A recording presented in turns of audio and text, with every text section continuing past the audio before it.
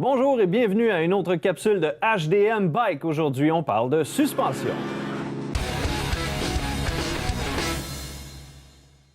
Bonjour, ici Jason de Hockit.ca, votre communauté de sport sur deux roues, en compagnie de Julien Dosti de DM Bike. Comment ça va, Julien? Salut Jason. J'aimerais tout d'abord remercier nos commanditaires Vélo Saint-Basile, Rhythm Bikes, Café Gothrider Gasoline ainsi que Hardtail Canada pour leur participation. Aujourd'hui, on va parler de suspension. Est-ce qu'on remplace? Est-ce qu'on améliore? Parle-nous de ça. Bien, en fait, la première chose que j'aimerais vous parler, c'est le changement de l'amortisseur. Donc, avant de changer un amortisseur, il y a certaines choses qu'il faut savoir. Donc, la première chose à savoir, c'est la dimension de l'amortisseur. Ce qu'il faut savoir, c'est qu'un amortisseur ne se mesure pas en débattement comparativement à une fourche. Donc, le débattement d'un amortisseur, en réalité, c'est la petite partie qui est juste ici, qu'on appelle la stroke. Donc, ce n'est pas un élément qui est nécessairement important dans un changement. Donc, pour changer un amortisseur, il faut connaître sa dimension. La dimension qui va se mesurer, par exemple, si je prends un 235 par 60, donc le 235 qui est la mesure entre les deux œillets ici, donc on appelle le eye to eye. Et l'autre chiffre qui suit, donc dans ce cas-ci le 60 que j'expliquais, c'est la mesure de la stroke, donc la portion juste ici qu'on appelle le stanchion, donc la portion qui pénètre la suspension. Donc, quand vous allez changer d'amortisseur sur votre vélo, c'est cette dimension-là qu'il faut respecter. On ne peut pas la changer, on peut pas, si on a, exemple, une dimension, si j'arrivais avec un 235 par 65, ça ne fitterait pas. Ça prend absolument, si c'est un 235 par 60, ça prend absolument un 235 par 60. Je ne peux pas modifier cette dimension-là. OK. Est-ce que c'est possible d'avoir plusieurs dimensions dans un même modèle d'amortisseur? Oui, en fait, les compagnies vont offrir vraiment là, des dimensions, plusieurs dimensions différentes. C'est pour ça que c'est vraiment important de respecter la dimension qui fit sur votre cadre.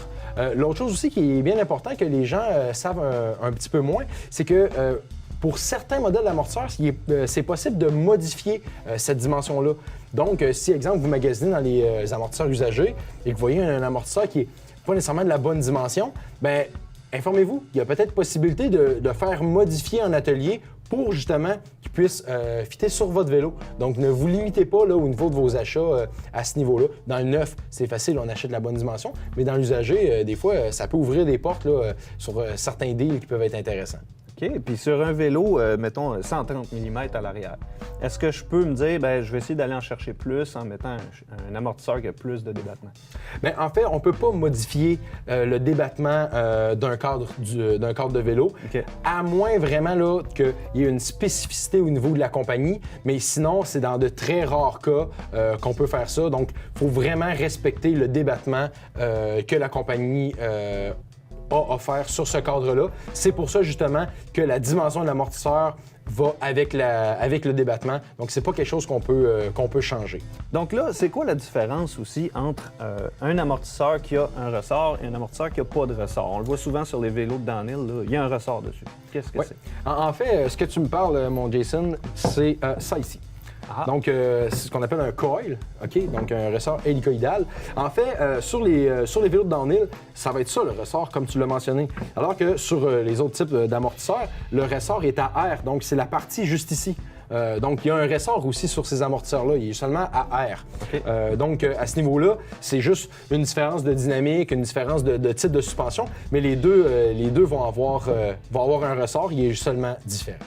Maintenant, parlons de fourche. Justement, j'ai ça ici. Et voilà. Ça tombe-tu bien? Ouais. Est-ce qu'il y a quelque chose à faire avec ma fourche actuelle avant de la changer complètement? Bien, en fait, oui. Les fourches, là, on peut modifier ce qu'on appelle le damper. Donc, la partie là, que vous connaissez, là, juste ici, là, vous avez tous les boutons.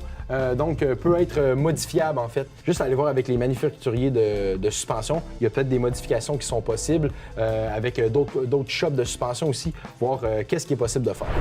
On entend souvent parler de modifier le débattement d'une fourche. Oui. En fait, ce qu'il faut savoir, c'est que le débattement de la fourche est la section juste ici, qu'on appelle le stanchion, donc la portion qui pénètre dans la fourche. Donc, sur votre vélo, il y a possibilité d'augmenter le débattement souvent de votre fourche.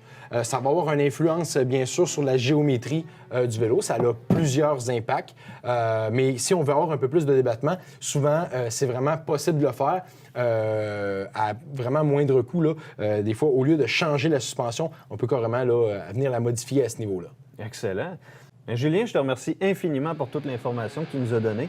J'espère que ça répond à vos questions par rapport aux suspensions. Et on se revoit bientôt pour une autre capsule de HDM Bike.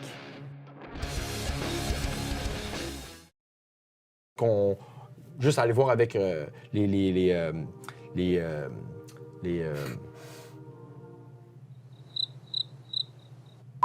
Parlons de fourche maintenant. Justement, j'ai ça ici. Ah! Ça a fait ça. Voilà. On se revoit bientôt pour une capsule... Non, merde. Je pense que ça a bien répondu à... Ben écoute, Julien, je...